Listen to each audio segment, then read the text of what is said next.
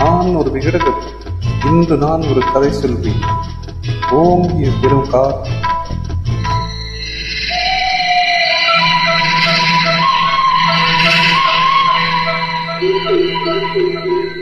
அதில் உயர்ந்ததொரு ஆலமரம். ஆலமரத்தினிலே, அந்த அற்புத வளத்தினிலே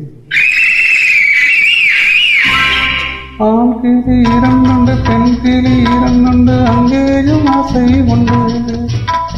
அதில் ஒரு பெண் கிளி, அதனிடம் ஆண் கிளி, இரண்டுக்கும் மயக்கம் உண்டு.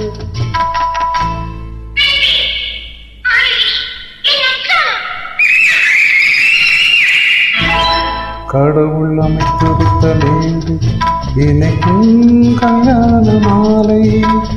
இன்னாக்கு என்னாருந்து எழுதி வைத்தான் இன்னாக்கு என்னாருந்து